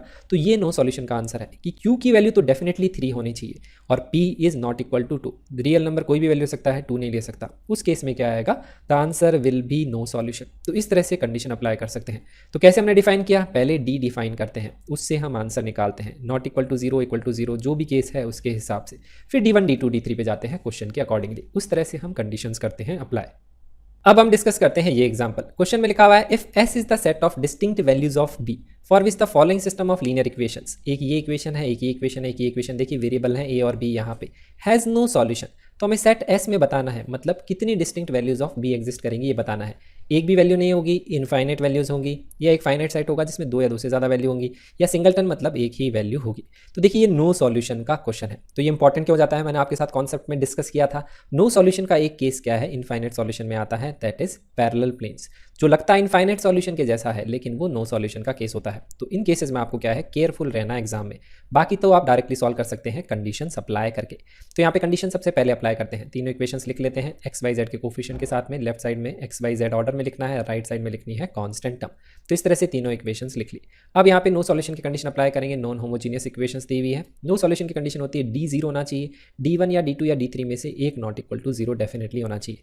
तो ये डिटरमिनेंट सी डिफाइन कर लेते हैं। डिटरमिनेंट D क्या होगा, coefficient of X Y Z से आएगा, वो ये डिटरमिनेंट होगा। D1 होगा, फर्स्ट कॉलम में पुट कर देंगे हम यहाँ पे कांस्टेंट टर्म्स, तो ये आएगा डिटरमिनेंट D1। बाकी दोनों कॉलम सेम रहेंगे। D2 डिफाइन करेंगे तो यहाँ पे फर्स्ट और थर्ड कॉलम सेम रहेंगे, सेकंड कॉलम में पुट कर देंगे कांस्टेंट टर्म्स। D3 डिफाइन करेंगे, फर्स्ट और सेकंड कॉलम सेम रहेंगे, थर्ड कॉलम में पुट कर देंगे कांस्टेंट टर्म्स। तो डिटरमिनेंट डिफाइन कर लिए क्योंकि इसका यूज़ करना ही पड़ेगा, इनफाइनाइट और नो सॉल्यूशन में इसको डिफाइन करना ही आपको पड़ेगा। सबसे पहले हम कंडीशन अप्लाई करेंगे D इक्वल टू 0, क्योंकि वो तो दोनों केसेस में ही आती है। फिर D1 D2 D3 को चेक करना होता है। पहले मैंने डिफाइन कर लिया ताकि मैं इसको सॉल्व करके जो आंसर आएगा फिर इसको इसमें यहाँ पे चेक करूँगा। तो डिटरमिनेंट D को डिफाइन करेंगे, एक्सपेंड करेंगे। फर्स्ट रो के अबाउट पहली वैल्यू आएगी एलिमेंट 1 से, वो आएगा A minus B। Second value इस 1 से आएगी तो -1 टाइम्स ऑफ 1 माइनस A आएगा, फिर 1 टाइम्स ऑफ आएगा थर्ड वैल्यू यहाँ पे, that is B minus A square. अब यहाँ पे इसको आप एक्सपेंड कर लीजिए, सिंप्लीफाई कर लीजिए, तो आएगा A minus B minus 1 plus A plus B minus A square. Simplify करेंगे, B से B कैंसिल हो जाएगा, तो यहाँ पे A में क्वाड्रेटिक बनेगी, नेगेटिव साइन कॉमन ले लेंगे, आएगा A square minus 2A plus 1। तो ये आएगा माइनस ऑफ A माइनस 1 का होल स्क्वायर, और इसको तो हमें डेफिनेटली इक्वल टू 0 करना ही है। तो यहाँ से A की वैल्यू आएगी दैट इज इक्वल टू 1, ये हमें समझ में आता है। तो इससे मुझे ये समझ में आ रहा है इनफाइनाइट सॉल्यूशन हो या यूनिक सॉल्यूशन हो, A की वैल्यू तो आ गई। तो देखिए B यहाँ से नहीं निकला है, निकालना B है, A तो निकालना ही नहीं है। तो A इक्वल टू 1 आ गया है, ये तो A की एक सिंगल वैल्यू आ गई है, ये समझ में आता है। अब इसके लिए आपको चेक करना है D1 D2 और D3 को। तो यहाँ पे जितने भी D1 D2 D3 है उसमें A की वैल्यू 1 पुट करके चेक करिए कि उसकी वैल्यूज़ क्या आ रही है। तो देखिए यहाँ 1 पुट करेंगे D2 में, तो ये तो मुझे डायरेक्टली दिख रहा है, दो कॉलम आइडेंटिकल हो गए 1 1 1, तो इसकी वैल्यू तो डेफिनेटली 0 ही आनी है डिटरमिनेंट की। फिर यहाँ पे इसको पुट करूँगा दैट इज़ इन D1, तो यहाँ पे ये आएगा इसके बराबर। यहाँ पे पुट करूँगा A इक्वल टू 1, तो ये आएगा इसके बराबर। इन दोनों डिटरमिनेंट की वैल्यू को इवैल्यूएट करिए, तो इसको इवैल्यूएट करेंगे, एक्सपेंड करेंगे, तो यहाँ पे इसकी वैल्यू आएगी दैट इज इक्वल टू 0। तो ये आप एक्सपेंड करके चेक कर सकते हैं, ये 0 ही आएगा। अब ये वाला जो डिटरमिनेंट है, ये वाला डिटरमिनेंट दोनों सेम है, क्योंकि देखिए ये वाला एलिमेंट तो एक्जैक्टली सेम है 1 1 B, और साइड के देखिए वो दोनों भी सेम आ रहे हैं A की वैल्यू पुट करने के बाद में, सिर्फ ऑर्डर चेंज हुआ है। इसको इससे इंटरचेंज करेंगे तो ये मिल जाएगा। तो जो इसका आंसर आएगा उसका नेगेटिव टाइम्स ये आंसर आना चाहिए, मतलब अगर इसका 0 आ रहा है, यहाँ पे इसका 0 आ रहा है, तो इसका भी क्या आएगा, 0 ही आएगा, ये हम बोल सकते हैं। तो नोटिस करिए A की वैल्यू 1 के लिए तो ये तो इनफाइनाइट सॉल्यूशन का केस दिख रहा है हमें, D भी 0 आ रहा है, D1 D2 D3 सब कुछ 0 आ रहा है। तो फिर अब ये नो सॉल्यूशन का केस तो है ही नहीं, तो ये ऐसा तो कुछ पॉसिबिलिटी हो ही नहीं सकती। तो इसका मतलब क्या है, या तो ये क्वेश्चन गलत है, या हम बोल सकते हैं कि B की कोई ऐसी वैल्यू एग्जिस्ट करेगी ही नहीं जिसके लिए नो सॉल्यूशन होगा। तो ये तो एम्प्टी सेट होना चाहिए, तो आंसर 1 होना चाहिए। लेकिन ये जो क्वेश्चन है this is a question of infinite solution हमें दिख रहा है, लेकिन ये नो सॉल्यूशन का ही क्वेश्चन है, जो मैंने आपके साथ एक एक्सेप्शन डिस्कस किया था वहाँ पे केसेस में। इस चीज़ को आपको हमेशा ध्यान रखना है। तो ध्यान रखने का तरीका क्या है, D इक्वल टू 0 से जो भी आंसर आएगा उसकी वैल्यू को आपको ओरिजिनल इक्वेशंस जो हैं उसमें पुट करके चेक करना है कि क्या पता ये पैरेलल प्लेन्स का केस तो नहीं बन रहा है। जैसे यहाँ पे चेक करिए, A की वैल्यू 1 पुट करूंगा तो नोटिस करिए ये दोनों प्लेन सेम ही आ रहे हैं, तो ये एक सिंगल प्लेन को ही रिप्रेजेंट कर रहा है। तो ये 3 प्लेन्स नहीं है, 3 इक्वेशन नहीं है, 2 इक्वेशन है। एक इक्वेशन तो x plus Y plus Z equal to 1, एक है ax plus B Y plus 1 Z equal to 0। तो सिर्फ 2 ही इक्वेशन है यहाँ पे, तो यहाँ पे यही इक्वेशन है। अब B की वैल्यूज निकालनी, तो हमें पता है ये एक प्लेन है, ये एक प्लेन है, तो इसका जो इंटरसेक्शन पॉइंट है एग्जिस्ट नहीं करना चाहिए, नो सॉल्यूशन। तो ध्यान रखिए 2 प्लेन्स हमेशा इंटरसेक्ट करते हैं, सिर्फ एक केस में इंटरसेक्ट नहीं करते हैं जब वो पैरेलल होते हैं। जैसे लाइंस के केस में होता है, 2 लाइंस हमेशा इंटरसेक्ट करती हैं, सिर्फ तभी इंटरसेक्ट नहीं करती जब वो पैरेलल होती है। तो जैसे लाइंस में कंडीशंस लगाते हैं 2 लाइंस के केस में, वैसे ही 2 प्लेन्स के केस में कंडीशन लगाई जाती है कि नो सॉल्यूशन तभी आएगा जब ये प्लेन्स क्या होंगे, आपस में पैरेलल होंगे। तो ये नो सॉल्यूशन का केस हो सकता है। दिख रहा था इनफाइनाइट सॉल्यूशन, लेकिन नो सॉल्यूशन का केस भी हो सकता है। वो डिपेंड करेगा B की वैल्यू के ऊपर क्योंकि देखिए अब मैं ये कंडीशन अप्लाई करूँगा, ये प्लेन पैरेलल होंगे तो नो सॉल्यूशन हो जाएगा। तो ये 3 प्लेन नहीं है, 2 प्लेन की इक्वेशन ही आ रही है। तो पैरेलल प्लेन की कंडीशन मैंने बताई थी, एक्स के कोफिशिएंट का रेशो, वाई के कोफिशिएंट का रेशो, जेड के कोफिशिएंट का रेशो इक्वल टू होना चाहिए, नॉट इक्वल टू 1/0। तो 1/0 वाला हटा दिया, सिर्फ इसी को इक्वल टू 0 करना है। तो देखिए यहाँ से बी की वैल्यू 1 आ रही है, और 1/0 के तो वैसे भी इक्वल नहीं हो सकता क्योंकि वो डिफाइंड ही नहीं है। तो बी की वैल्यू हमारी 1 आ रही है, तो अगर मैं बी की वैल्यू 1 पुट कर देता हूँ यहाँ पे, और ए की वैल्यू तो 1 आ ही रही है, तो मैं ये बोल सकता हूँ उस केस में क्या आएंगे, नो सॉल्यूशन आएंगे। क्योंकि पहले दोनों प्लेन तो एक सिंगल प्लेन बन गए, और जो तीसरा प्लेन जो मैंने बनाया है जो इसके क्या हो जाएगा, पैरेलल हो जाएगा। उस केस में नो सॉल्यूशन ही एग्जिस्ट करेगा। तो देखिए कितना अच्छा क्वेश्चन बनाया गया है, और ये प्रीवियस ईयर में पूछा भी गया है। तो इस चीज़ का आपको ध्यान रखना है। नो सॉल्यूशन का जब केस आता है, पैरेलल सॉल्यूशन का, सॉरी इनफाइनाइट सॉल्यूशन का जब केस आता है, तो उसमें पैरेलल प्लेन्स का जो केस है वो आपको चेक करना हमेशा डी इक्वल टू 0 से जो आंसर आएगा उसको पुट करके आपको प्लेन्स की इक्वेशन को चेक करना चाहिए कि पैरेलल आ रहे हैं या नहीं आ रहे हैं। उस चीज़ को आपको ध्यान रखना है इस तरह के क्वेश्चन में। अब मैं यहाँ पे अगर इस क्वेश्चन में बात करता हूँ set of values of B कितनी होंगी, डिस्टिंक्ट वैल्यूज ऑफ बी, तो मुझे दिख रहा है एक वैल्यू ऑफ बी एग्जिस्ट करती है जिसके लिए नो सॉल्यूशन आ सकता है। तो सेट में कितने वैल्यूज हैं, एक वैल्यूज। तो सेट क्या है, एक सिंगलटन सेट है। तो हमारे इस क्वेश्चन का आंसर है ऑप्शन नंबर 4। अब नेक्स्ट पार्ट 3 में हम डिस्कस करते हैं solution of system of simultaneous linear equations of homogeneous type. Non homogeneous type के तो केसेस हमने ऑलरेडी डिस्कस कर लिए हैं पहले ही, और उससे रिलेटेड एग्जांपल्स भी डिस्कस कर लिए। होमोजीनियस टाइप का बेसिकली मतलब क्या है, 3 वेरिएबल में 3 इक्वेशन है, उसमें कांस्टेंट टर्म इक्वल टू 0 है। तो ये भी क्या है, जैसे मैंने बताया था आपको, ये क्या रिप्रेजेंट करती है, इक्वेशन ऑफ 3 प्लेन्स रिप्रेजेंट करती है। अब ये जो प्लेन्स हैं ये ओरिजिन से पास करने वाले हैं। नॉन होमोजीनियस में जरूरी नहीं है ओरिजिन से पास करेंगे। ये ओरिजिन से क्यों पास करेंगे, क्योंकि ओरिजिन का मतलब होता है कोऑर्डिनेट, दैट इज 0,0,0। और आप नोटिस करिए x की जगह 0, y की जगह 0, z की जगह 0 पुट करेंगे तो ये 0 इक्वल टू 0 ही आ रहा है। हर इक्वेशन को ये कर रहा है सेटिस्फाई। इसका मतलब ये जो तीनों के तीनों प्लेन है ओरिजिन से कर रहे हैं पास। इसका मतलब इन तीनों प्लेन्स का हमें एक इंटरसेक्शन पॉइंट तो डेफिनेटली पता है, that is origin, that is 0,0,0। तो ये तीनों के तीनों प्लेन्स जो है इस पॉइंट पे तो डेफिनेटली इंटरसेक्ट करेंगे, मतलब कम से कम एक सॉल्यूशन तो आएगा ही। तो होमोजीनियस के केस में नो सॉल्यूशन केस का ऐसा कुछ कंडीशन होती ही नहीं है, इसमें सॉल्यूशन एग्जिस्ट करेगा ही करेगा। तो इसमें सिर्फ 2 ही केसेस आएंगे, या तो यूनिक सॉल्यूशन आएगा या इनफाइनाइट सॉल्यूशन आएगा जब हम इसके केसेस देखेंगे। तो ये चीज़ हम यहाँ पे समझ सकते हैं कि ये ओरिजिन से ही पास करेगा। और ये जो सिस्टम ऑफ इक्वेशंस होगी ये that will always be A consistent system, क्योंकि सॉल्यूशन एग्जिस्ट करेगा। तो सिस्टम ऑफ इक्वेशंस जिनका सॉल्यूशन डेफिनेटली एग्जिस्ट करता है उसको हम बोलते हैं कंसिस्टेंट सिस्टम। तो ये इनकंसिस्टेंट कभी भी नहीं हो सकता है। तो देखिए यहाँ पे इसके सॉल्यूशन को रिप्रेजेंट करेंगे जैसे मैंने डिफाइन किया थे पहले 4 डिटरमिनेंट नॉन होमोजीनियस टाइप में, यहाँ पे भी डिफाइन कर सकते हैं। पहला डिटरमिनेंट डिफाइन करेंगे एक्स वाई जेड के कोफिशिएंट से, तो आएगा a1 a2 a3 b1 b2 b3 c1 c2 c3। फिर dx या d1 डिफाइन कर सकते हैं, पहले कॉलम में यहाँ पे पुट कर देंगे 0 0 0, दैट इज कांस्टेंट टर्म। तो ये वैल्यू क्या आएगी, 0 ही आएगी, क्योंकि एक रो या एक कॉलम के 3 एलिमेंट 0 हैं तो उस डिटरमिनेंट की वैल्यू 0 होती है। ये डिटरमिनेंट की प्रॉपर्टी होती है। सिमिलर तरीके से जो d2 डिफाइन करेंगे सेकंड कॉलम में 0 0 0 पुट करेंगे वो भी 0 ही आएगा, और जो d3 है या dz है उसमें थर्ड कॉलम में कांस्टेंट 0 0 पुट करेंगे वो भी वैल्यू 0 ही आएगी। तो मुझे दिख रहा है d1 d2 d3 हमेशा 0 ही आएंगे इस केस में, होमोजीनियस के केस में। नॉन होमोजीनियस के केस में जरूरी नहीं था ये 0 आएंगे या नहीं आएंगे। तो यहाँ पे अगर मैं इसके सॉल्यूशन को रिप्रेजेंट करता हूँ dx by d, dy by d, dz by d, तो न्यूमरेटर का पार्ट हमेशा क्या है, 0 ही आ रहा है, ये हमें पता लगता है। क्रेमर्स रूल से ऐसे ही सॉल्यूशन रिप्रेजेंट करते हैं। तो अब जो डिनोमिनेटर का पार्ट है उस पर डिपेंड करेगा कि यूनिक सॉल्यूशन आएगा, इनफाइनाइट सॉल्यूशन आएगा। और आपने देखा होगा नॉन होमोजीनियस में मैंने डिनोमिनेटर के पार्ट के हिसाब से ही कंडीशन डिफाइन करी थी, d इक्वल टू 0 या d नॉट इक्वल टू 0। तो इसमें भी वैसे ही डिफाइन करेंगे। पहला केस डिफाइन कर लेते हैं, d की value is not equal to 0। तो अगर ये नॉट इक्वल टू 0 है, ये भी नॉट इक्वल टू 0 हो गया, ये भी नॉट इक्वल टू 0, तो 0 अपॉन नॉन 0, तो ये वैल्यू आएगी 0। तो x की वैल्यू भी 0 आएगी, y की वैल्यू भी 0 आएगी, z की वैल्यू भी 0 आएगी, क्योंकि dx dy dz होमोजीनियस में क्या है, ये 0 ही है। तो उस केस में बोलेंगे एक ही सॉल्यूशन एग्जिस्ट करेगा, यूनिक सॉल्यूशन। वो क्या है, यहाँ पे इंटरसेक्शन पॉइंट एक ही आएगा प्लेन्स का, दैट इज ओरिजिन। ज्योमेट्रिकली है, ऐसे समझ सकते हैं। x की वैल्यू भी 0 आएगी, y की वैल्यू भी 0, z की वैल्यू भी 0। तो ध्यान रखिए, अब होमोजीनियस के केस में जब एग्जाम में क्वेश्चन आता है तो उसमें ऐसा लिखा हो सकता है कि यूनिक सॉल्यूशन एग्जिस्ट करेगा, लेकिन वो ऐसे नहीं लिखते हैं। इसको लिखने का और भी तरीका होता है, वो मैं आपको बताता हूँ। जिस तरह से क्वेश्चन में नॉर्मली वहाँ पे टर्मिनोलॉजी को यूज़ किया जाता है कंफ्यूज करने के लिए। यूनिक सॉल्यूशन तो आपको समझ ही आ रहा है, d नॉट इक्वल टू 0 होना चाहिए। अब यहाँ पे इसको हम और कैसे लिखते हैं, वहाँ लिखा होता है ट्रिवियल सॉल्यूशन। तो ट्रिवियल का बेसिकली मतलब क्या होता है, ट्रिवियल जो आपको पता ही है, इसमें कुछ नई बात नहीं है। इसको हम 0 से भी डिनोट करते हैं। मैथमेटिकली ट्रिवियल वर्ड को हम डिनोट करते हैं 0 से। तो जब 0 सॉल्यूशन है मतलब एक्स वाई जेड की वैल्यू 0 है, जो हमें पहले ही देख के ही पता लग रही थी, तो ट्रिवियल सॉल्यूशन वर्ड लिखा होता है या लिखा होता है 0 सॉल्यूशन। तो अगर ये वर्ड्स लिखे हुए हैं क्वेश्चन में होमोजीनियस सिस्टम ऑफ इक्वेशंस में कि ट्रिवियल सॉल्यूशन है या 0 सॉल्यूशन है, तो इसका मतलब d not equal to 0 condition करनी होती है अप्लाई। इसमें आप सेकंड केस बना सकते हैं d इक्वल टू 0 का। तो अगर ये इक्वल टू 0 हो गया मतलब इसको ऐसे लिखेंगे जैसे मैंने पहले लिखा था, x d equal to D X, Y D equal to D Y, Z equal to D Z.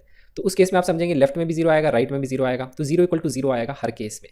तो एक्स वाई जेड की कोई भी वैल्यू हो सकती है, तो वो क्या आएगा, इनफाइनाइट सॉल्यूशन का केस आएगा। तो वो वैसा ही हमने पढ़ा था नॉन होमोजीनियस में भी, D X D Y D Z और डी, ये चारों जीरो हो जाते हैं तो इनफाइनाइट सॉल्यूशन आते हैं। तो सेम ही कंडीशन है यहाँ पे। अब इसमें D X D Y D Z तो अपने आप ही जीरो है, और यहाँ पे इसकी भी कंडीशन सेम ही है जो नॉन होमोजीनियस में पड़ी थी, D not equal to zero unique solution की।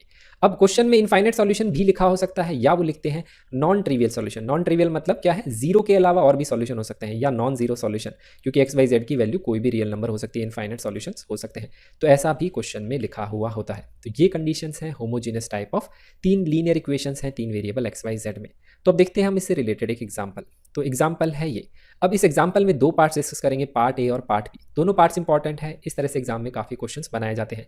क्वेश्चन में लिखा हुआ है the following system of equation, एक ये लीनियर इक्वेशन है, एक ये।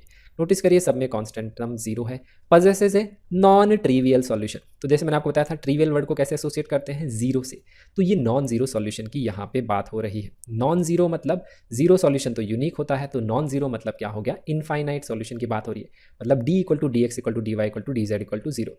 क्योंकि होमोजीनियस टाइप है, D X D Y D Z तो जीरो ही होते हैं, तो इसलिए कंडीशन अप्लाई करेंगे डी इक्वल टू जीरो। तो इससे हम निकाल लेंगे के की वैल्यू।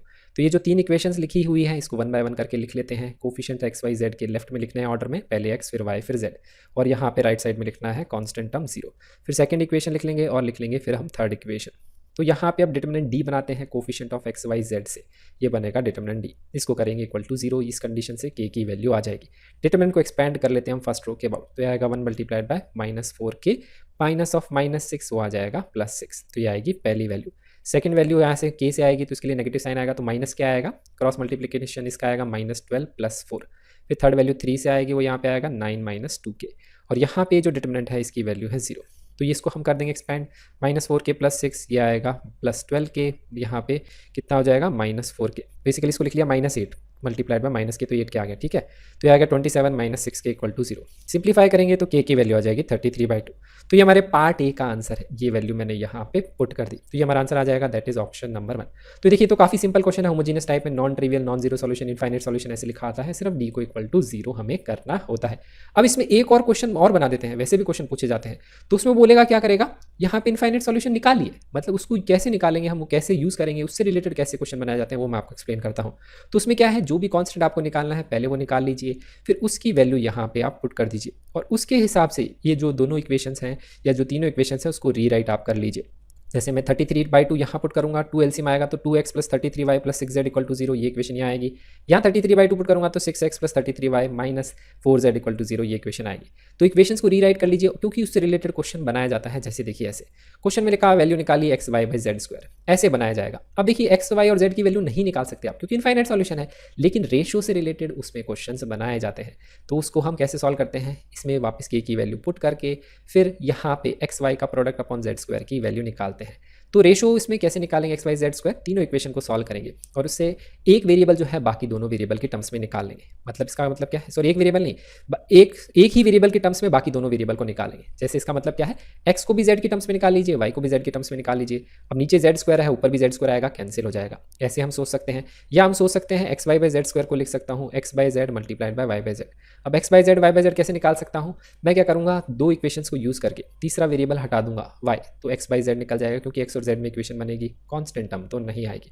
देखिए कैसे करेंगे सॉल्व। तो उसके लिए मैं यहाँ पे क्या करता हूँ, फर्स्ट में से सेकंड सब्ट्रैक्ट कर लेता हूँ, और यहाँ पे मैं इस इक्वेशन को लिख लूंगा। देखिए 33y कैंसिल हो जाएगा, 2x माइनस 6x आएगा, 6z minus of minus 4z आएगा, राइट में आएगा इक्वल टू 0। तो ये माइनस 4x आएगा, ये 10z आएगा इक्वल टू 0, तो 2x इक्वल टू 5z आएगा अगर 2 से कैंसिल कर देंगे। तो देखिए यहाँ से x की वैल्यू आ जाएगी इन टर्म्स ऑफ z। आप चाहें तो 5z/2 लिख लीजिए, या x बाई जेड रेशो ही लिख लीजिए 5/2, कैसे भी समझ सकते हैं। तो अगर यहाँ पे 5z/2 लिखूंगा तो x in terms of z आ जाएगा, ऐसे y in terms of z आ जाएगा, फिर आप कैंसिल कर सकते हैं, या x बाई जेड की वैल्यू पुट कर दीजिए 5/2, 5/z की वैल्यू निकाल लीजिए। फिर 5/z की वैल्यू कैसे निकालेंगे, यहाँ पे एलिमिनेट करेंगे वेरिएबल x। तो उसके लिए मैं क्या करता हूँ, यहाँ पे फर्स्ट इक्वेशन में ही पुट कर देता हूँ ये 2x इक्वल टू 5z, क्योंकि मुझे यहाँ 2x दिख रहा है, जिससे y और z में ही इक्वेशन बन जाएगी और y और z का रेशो निकाल लेंगे। तो 33y equal to minus 11z आ जाएगा, y बाई जेड की वैल्यू आएगी माइनस 11/33, दैट इज माइनस 1/3। अब ये वैल्यू यहाँ पुट कर दीजिए, तो इससे आंसर आ जाएगा दैट इज माइनस 5/6। तो इस तरह से क्वेश्चन बनाए जाते हैं इनफाइनाइट सॉल्यूशन के, होमोजीनियस इक्वेशंस के केस में, non trivial non zero solution के केस में रेशो निकालना होता है, इस तरह से और क्वेश्चन बनाए जाते हैं। तो यहाँ आंसर आ जाएगा माइनस 5/6, जो मैच कर जाएगा ऑप्शन नंबर 4 से। अब हम डिस्कस करते हैं last part, that is part 4, जो कॉन्सेप्ट है solution of system of simultaneous linear equations का। उसमें यहाँ पे क्या है, दो वेरिएबल्स हैं एक्स वाई, लेकिन इक्वेशंस उसमें तीन दी हुई हैं। अभी तक हमने तीन पार्ट्स क्या डिस्कस किए थे, दो वेरिएबल दो इक्वेशन, तीन वेरिएबल तीन इक्वेशन, उसमें दो केसेस थे, होमोजीनियस नॉन होमोजीनियस। अब यहाँ क्या है, दो वेरिएबल और तीन इक्वेशंस, उसको कैसे करेंगे सॉल्व। तो ये इस तरह से दी हुई है, दो वेरिएबल में तीन इक्वेशंस। हमें पता है दो वेरिएबल एक्स वाई में लीनियर इक्वेशन क्या रिप्रेजेंट करती है, इक्वेशन ऑफ लाइन्स को रिप्रेजेंट करती है। तो ये इक्वेशन ऑफ तीन लाइन्स को रिप्रेजेंट करती है। तो इससे रिलेटेड क्या कंडीशन आएगी, सॉल्यूशन आएगा, वो हम कैसे चेक करेंगे, देखिए। तो इसको मैं कैसे करूंगा सॉल्व, तो इसके लिए जो मैंने होमोजीनियस नॉन होमोजीनियस में कॉन्सेप्ट डिस्कस किया, उसमें फॉर्म ही मैं इस इक्वेशंस को कर लूंगा चेंज। देखिए कैसे करेंगे सॉल्व। तो ये जो इक्वेशन है इसको मैं इस तरह से रीराइट कर लूंगा, 0z 0z 0z, क्योंकि z है ही नहीं तो उसका कोफिशिएंट 0 है, इसको मैं ऐसे लिख लेता हूँ। अब इसमें जो पहले मैंने कॉन्सेप्ट लगाया था d1 d2 d3 और d, वही कॉन्सेप्ट अप्लाई करके इसका सॉल्यूशन लिखने की कोशिश करता हूँ। उसके हिसाब से हम कंडीशन निकालेंगे कि इसमें सॉल्यूशन कब एग्जिस्ट करेगा, क्या कंडीशन आएगी। तो वही 4 डिटरमिनेंट्स डिफाइन करते हैं। डिटरमिनेंट d हो गया एक्स वाई जेड के कोफिशिएंट से, d1 डिफाइन करेंगे सिमिलर तरीके से, d की वैल्यू 0 आएगी क्योंकि यहाँ पे क्या है, ये कॉलम सारे एलिमेंट 0 है। d1 डिफाइन करेंगे तो फर्स्ट कॉलम में पुट कर देंगे d1 d2 d3, ये भी 0 आएगा क्योंकि यहाँ पे कॉलम 0 है।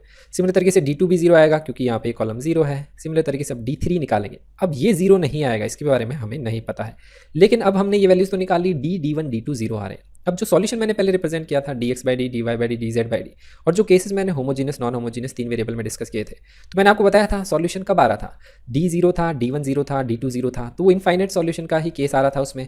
वो सॉल्यूशन कब एग्जिस्ट कर सकता है, ये सारे तो इक्वल टू 0 आ रहे हैं, ये सॉल्यूशन तब भी एग्जिस्ट कर सकता है उसके हिसाब से जब dz भी क्या होगा, 0 होगा। उसको हम इस तरह से समझ सकते हैं। तो यही कंडीशन होती है कि अगर तीन इक्वेशन दी हुई है, वेरिएबल दो ही है, और ये कंसिस्टेंट सिस्टम है, लिखा हुआ है क्वेश्चन में, या सॉल्यूशन एग्जिस्ट करता है, तो उसकी कंडीशन यही होती है, a1 a2 a3 b1 b2 b3 d1 d2 d3 का डिटरमिनेंट बनाएंगे, इसको इक्वल टू 0 करना है। इसको हम इस तरह से भी समझ सकते हैं जिस तरह से हमने तीन वेरिएबल का समझा। अब इसको हम ज्योमेट्रिकली कैसे समझते हैं वो भी मैं बता देता हूँ। अब तीन लाइन्स अगर सॉल्यूशन एग्जिस्ट करेगा, इसका मतलब तीनों की तीनों लाइन्स फिर एक ही इंटरसेक्शन पॉइंट होगा, तभी तो सॉल्यूशन एग्जिस्ट करेगा कि एक्स वाई की वैल्यू तीनों को सेटिस्फाई करेगी। तो उस केस में हम ज्योमेट्रिकली कंडीशन ये बोलते हैं कि तीनों की तीनों लाइन्स क्या होंगी, कॉनकरेंट होंगी। तो कंडीशन हम ऐसे भी अप्लाई कर सकते हैं कि दो लाइन का इंटरसेक्शन पॉइंट निकालो एक्स वाई, और वो तीसरे में पुट कर दो, और उसको सॉल्व करेंगे आप, तो उसमें आप जो वैल्यू आएगी और इस डिटरमिनेंट को एक्सपेंड करके जो वैल्यू आएगी वो सेम आएगी। ऐसे भी हम उसको यहाँ पे समझ सकते हैं, ठीक है। यहाँ पे उसको आप ऐसे भी समझ सकते हैं, या फिर मैंने आपको बताया था दो लाइन का सॉल्यूशन कैसे निकालते हैं, मैंने आपको एक्सप्लेन किया था, a1 a2 b1 b2 का डिटरमिनेंट बनाते हैं, फिर a1 a2 d1 d2 का डिटरमिनेंट बनाते हैं, b1 b2 d1 d2 का डिटरमिनेंट बनाते हैं, तो उससे हम x की और y की वैल्यूज लिखते हैं, वो यहाँ पुट करेंगे तो वो भी क्या आएगा, इस डिटरमिनेंट की वैल्यू ही आएगी। इस तरह से रिप्रेजेंट कर सकते हैं। तो ये कंडीशन होती है। तो दो तरीके से लगा सकते हैं, या तो ऐसे डायरेक्ट कंडीशन लगाइए, दो का इंटरसेक्शन पॉइंट निकाल के तीसरे में पुट करिए, ये कंडीशन लगाइए, तब भी हम बोलते हैं कंसिस्टेंट सिस्टम होगा। तो क्वेश्चन ऐसे ही आता है कि इनका सॉल्यूशन एग्जिस्ट करेगा या ये रिप्रेजेंट करता है कंसिस्टेंट सिस्टम ऑफ इक्वेशंस को, तो उसके लिए हम ये कंडीशन अप्लाई करते हैं। ऐसे समझ सकते हैं ज्योमेट्रिकली, ऐसे हम यहाँ पे तीन वेरिएबल के हिसाब से, क्रेमर रूल के हिसाब से भी समझ सकते हैं। तो अब देखते हैं इससे रिलेटेड एक एग्जाम्पल क्वेश्चन है ये, if the system of linear equations, देखिए X Y X Y X Y, दो ही वेरिएबल है, इक्वेशन तीन है, कंसिस्टेंट की कंडीशन लगानी है। तो यहाँ पे हम ये कंडीशन अप्लाई करेंगे। अब यहाँ पे कोफिशिएंट्स लिख लिए हैं, कोफिशिएंट्स और कांस्टेंट का डिटरमिनेंट बनाएंगे, उसको करेंगे इक्वल टू 0, तो ये कंडीशन अप्लाई कर देंगे। अब इसमें आप बोलेंगे कि सर आपने इक्वल टू के लेफ्ट में क्यों लिखा, ये तो राइट में लिखना था। अब क्योंकि इसको इक्वल टू 0 ही करना है तो फर्क नहीं पड़ता है, बस ध्यान ये रखना है जितनी भी वैल्यूज है कांस्टेंट की, इक्वल टू के लेफ्ट में रखिए या राइट में रखिए, फर्क नहीं पड़ेगा, क्योंकि लेफ्ट राइट रखने से क्या आता है, सिर्फ साइन का ही चेंज आता है, इस चीज़ को समझिए। और इक्वल टू 0 है तो नेगेटिव साइन तो हट जाएगा, उससे कोई फर्क नहीं पड़ेगा। तो अब इस स्टेटमेंट को हम एक्सपेंड कर लेते हैं। यहाँ पे पहली वैल्यू आएगी 1 multiplied by 3bc minus 2bc, फिर यहाँ पे -4a से, मैं फर्स्ट रो के अबाउट एक्सपेंड कर रहा हूँ, तो -4a आएगा यहाँ पे c माइनस बी, फिर a टाइम्स आएगा 2c minus 3b equal to 0। Simplify करेंगे, ये आएगा bc minus 4ac plus 4ab 2ac minus 3ab equal to 0। तो यहाँ से देखिए bc तो ये रहा, -4ac 2ac, तो ये आएगा -2ac, 4ab माइनस 3ab आएगा ab। तो यहाँ से कंडीशन आ रही है ab plus bc equal to 2ac, तो ये वाला हमारा आंसर आ जाएगा, जो आपका आंसर मैच कर जाएगा ऑप्शन नंबर 2 से। तो ध्यान रखिए क्वेश्चन में इस तरह से भी कंडीशन दी हो सकती है, और ये जो कंडीशन है इसको हम ऐसे भी लिख सकते हैं ऑप्शंस में कि अगर मैं यहाँ पे इसको डिवाइड कर दूँ ए बी सी से पूरी तरफ, दोनों बोथ द साइड्स, तो यहाँ पे ये जो कंडीशन बनेगी उसको हम ऐसे भी लिख सकते हैं, दैट इज़ 1/c प्लस में आएगा 1 इक्वल टू 2/b। तो ऑप्शन में ऐसा भी लिखा हो सकता है कि ए बी सी किस में है, they are in harmonic progression.